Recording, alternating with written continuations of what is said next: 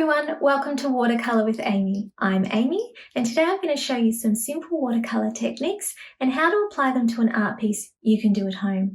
This video is part of the Melbourne Library Makerspace series. This is the second video of a 3-part series. So if you're a very beginner, you might want to go back and watch my first video again because I explain in a lot more detail the materials that I'm using and also some handy tips that you might find useful. But of course, you can start with this one as well. Before we start, I would like to acknowledge the people of the Kulin Nations, the traditional custodians of this land. I'd like to pay my respects to elders past, present and emerging on whose land we learn, create and play.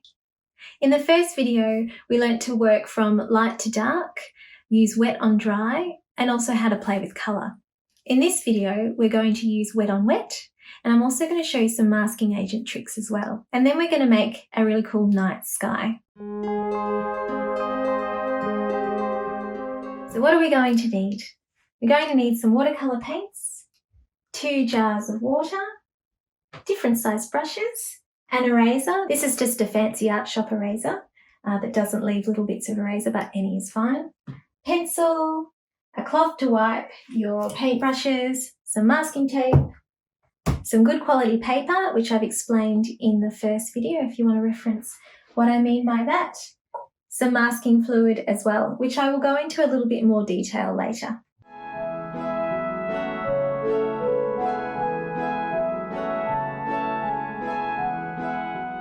Let's get started. The first thing that I'm going to do is make a little box.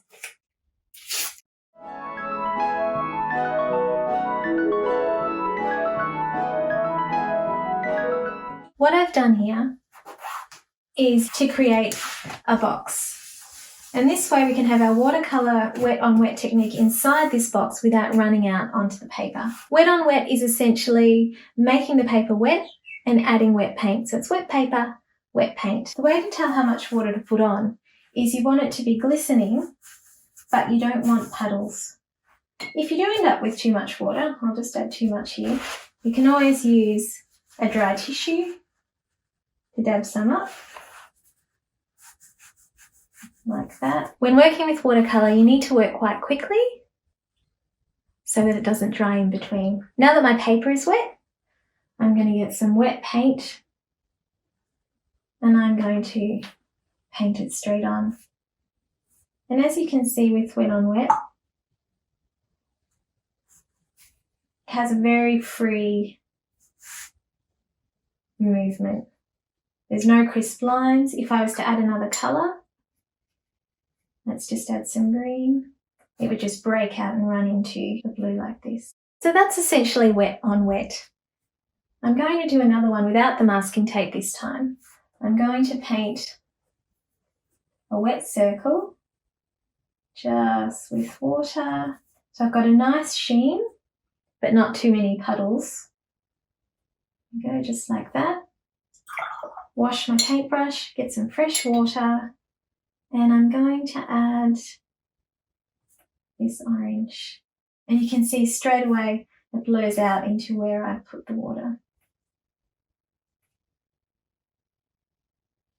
I add more water, gets more and more blurry. And again, I'll add a different colour. I might add a darker red. We can see what happens. It's a lovely way to make a nice wash. And you can do as many of those as you like. Have a play with what colours look good when they blend and soak together.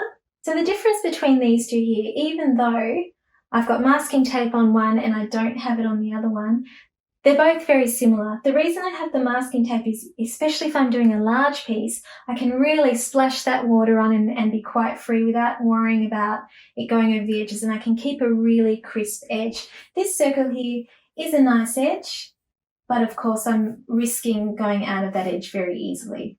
I've used clean water straight onto my paper and then wet paint onto that, and that's essentially wet on wet. And we're ready to start our night sky. So I've got a piece of paper here that I have put the masking tape all the way around the edges for a really crisp look. You can see with my example, however, I didn't put the masking tape because I actually really wanted that overlaid, messy, free look. It's up to you which way you want to do it. I just thought I'd use some masking tape this time to show the different effects that you can have. I've already pre-drawn on this sheet of paper with a little bit of grey lid. I've drawn a foreground and then I've just drawn my dog, because I want this as the front of my night sky picture. It really doesn't matter what you have in your foreground. You might want some silhouettes of trees, you might want a house, you might want nothing. You might want to just really concentrate on the night sky.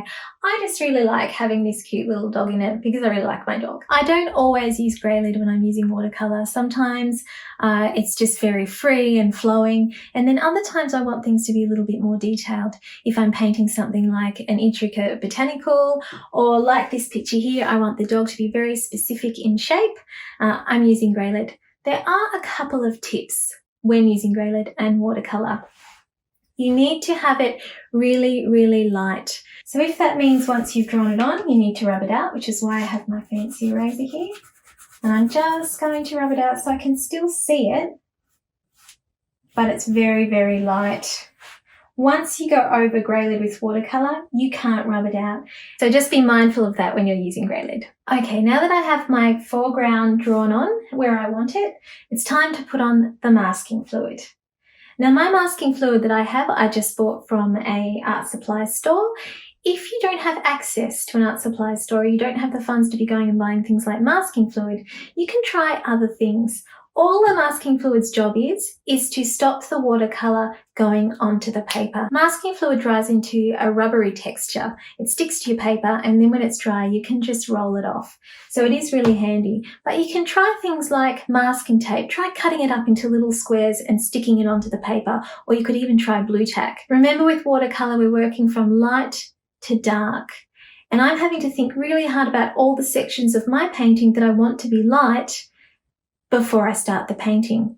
I want these stars in this night sky to be really crisp and really sparkling, and the way I'm going to achieve that is by using the masking fluid today. Let's give it a go. I'm just using the end of my paintbrush to dip into my masking fluid, and then I'm creating dots on my paper where I want my stars to be. And I want there to be lots of stars in this particular night sky.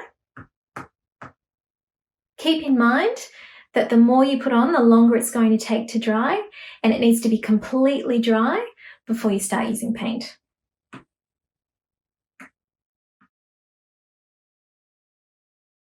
A little trick that I mentioned in the first video, I'm going to use my hairdryer to help me dry it a bit quicker, but not too hot and not too close because I don't want to buckle my paper. Now that the masking fluid is completely dry, I'm ready to add my water. I'm filling up my page nice and quickly with a nice sheen. But I'm not putting water over the area where my dog is or my foreground, because I want that to be a different colour and I don't want paint running into that area. It's tricky because it's a speedy process. If I hold my paper up to the light, I can see a nice sheen, but there aren't any puddles. Again, if there were puddles, that would be fine. I would just mop them up with a dry tissue or a dry paintbrush. Okay, so now I have my wet paper. I'm going to start adding my first layer of paint. And you can see straight away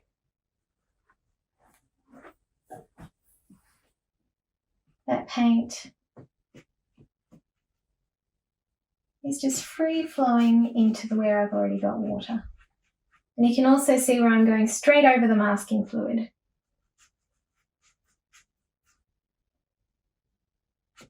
I want my sky to be slightly darker at the top and to get lighter at the bottom because I want my horizon to be a bit lighter. And that's because I'm not having a dark silhouette on my horizon of the dog. I want the dog to be quite light. that's all I'm going to do for my first layer, so now I just need to let it dry completely.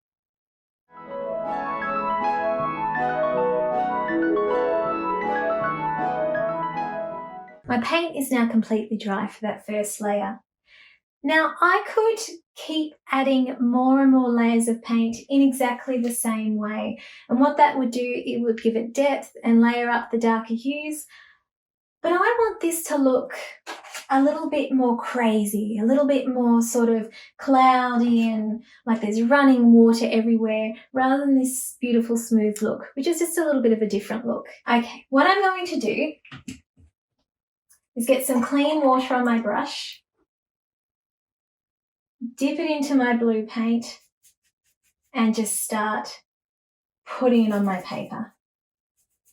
Then I'm going to get clean water,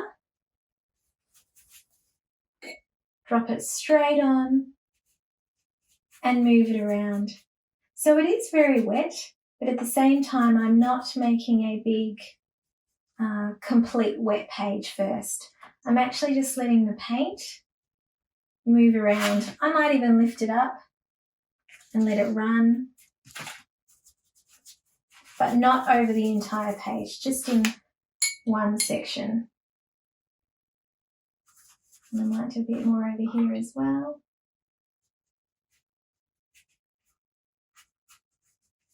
And that's all I'm going to do for the second layer. I'm going to let that dry now, and then I'm going to add slightly different blues, but in the same way on different parts of the paper, and build up the night sky like that.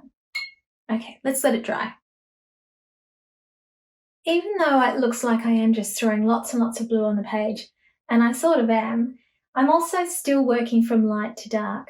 So I'm going to add my next layer of blue, but I want it to be a little bit darker this time. So I'm going to choose this blue here. Really doesn't matter what blues you use. This one is much darker than the last one. I'm going to lighten it up a little bit by adding water. So adding water to a colour, which I explained in the first video, is a good way to lighten it up.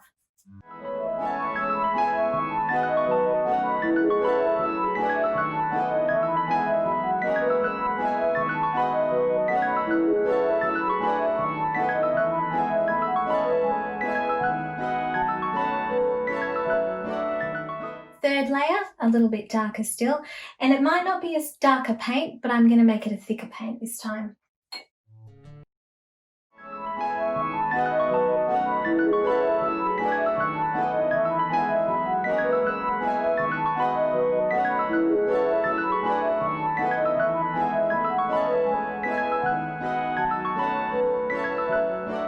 And this is great fun. You can really just do anything you like. I'm just moving the paint around the picture. The only things I'm being very careful of is making sure I don't get paint over where I want my little dog to be or on the lower ground. And I'm also trying to keep it a little bit lighter down by the foreground. For my fourth layer, I think I might use a little bit of purple as well.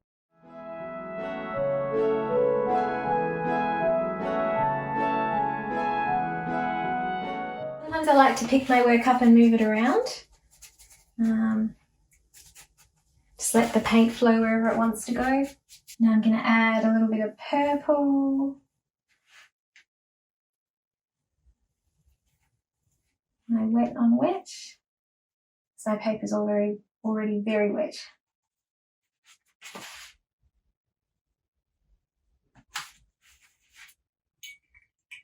That tie-dyed look I love, I'm just going to drop some water straight onto the paper like this. And it will push the paint out and create a lovely effect. It's probably all I'm going to do for the sky. I'm going to let it dry now, and then I'm going to work on the ground and the little dog.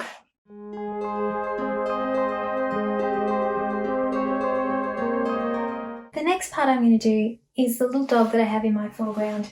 Again, you can have anything you like or nothing at all, that's up to you. But for my little dog, I'm just going to mix up some light brown and start popping it on the shape I want. I have lost some definition around the dog because the sky definitely overlapped a little bit where I didn't want it to.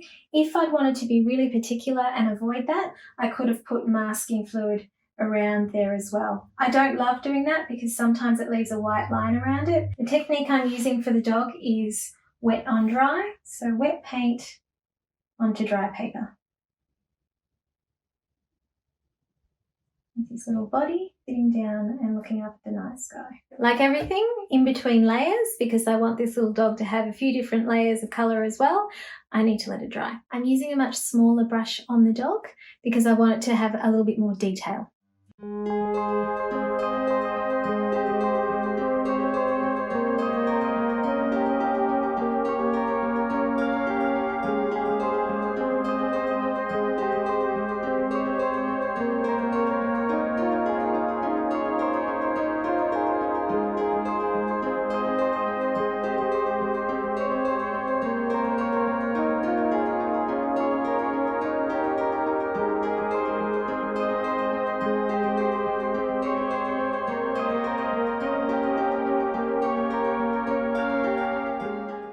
And the last paintwork that I'm going to do on this picture now is the ground.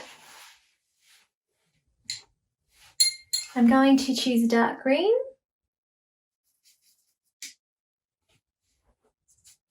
And again, I'm going to use wet on dry.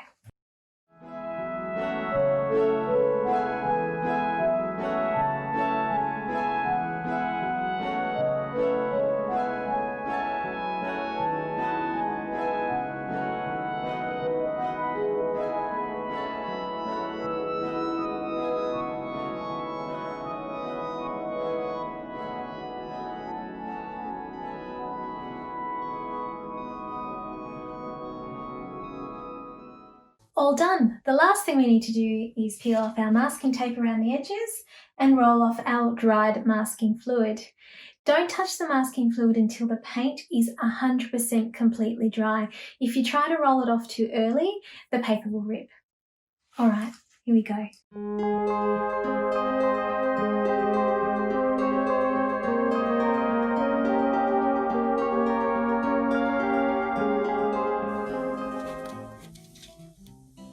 I'm just going to run my finger and peel it off. And you can see the masking gums are sort of a yellowy colour where it's dried. And the stars underneath are white.